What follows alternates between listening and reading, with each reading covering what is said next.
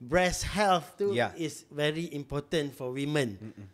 Bukan setakat heart ke high blood pressure, kolesterol apa semua, gaya hidup sihat, What obesity. does it mean by menjaga breast health tu? Like how do they ensure so breast for health? breast health, specifically for breast cancer is start umur 20 ke atas, you need to do breast self examination, monthly breast self examination. Okay. Yeah, on your own. And by the way, even men pun boleh dapat breast cancer. I heard. Walaupun less than 1%.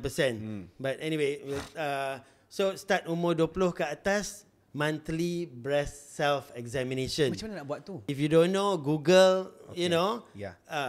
all the information is there, monthly. Okay, any abnormality pergi jumpa doktor. Kalau ideally should be like Dr. Sarimah jumpa doktor breast surgeon. So kena tahu juga kalau ada masalah tu nak jumpa doktor mana. Jangan doktor biasa. Lepas tu doktor biasa cakap GP, yang ni tak ada apa, bagi antibiotik apa semua. You go for second opinion. Kalau breast lump tu 1 month or above still tak settle, get a second opinion, jumpa breast surgeon, breast health, breast problem, breast surgeon. Bukannya doktor lain, specialist for breast health yang boleh investigate. Okay, so any abnormalities pergi jumpa the doctor, the appropriate doctor. Okay, so monthly breast self examination. 20 ke atas. You hit 40 and above, mammogram screening, kena buat test. Walaupun it's a little bit uncomfortable, X-ray of the breast. Dia sakit sikit kalau dia tekan macam tu kan? Sakit banyak. Okay, sakit banyak, but but there is I would say I'm not a radiologist. Yang tu bidang radiology lah, X-ray. I'm oncologist.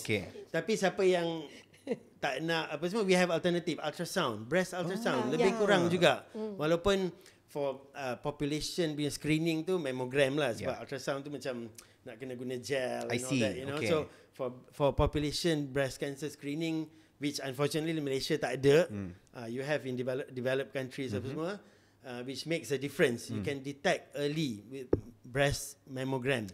Screening maksudnya tak ada breast lump. Sekarang ni kat Malaysia ada breast lump, buat ultrasound mammogram. No, we need to go before that. Once a year? 40 to 75 every 2 to 3 years. Every 2 to 3 years. Breast mammogram plus minus ultrasound. Tengok accessibility, affordability apa semua.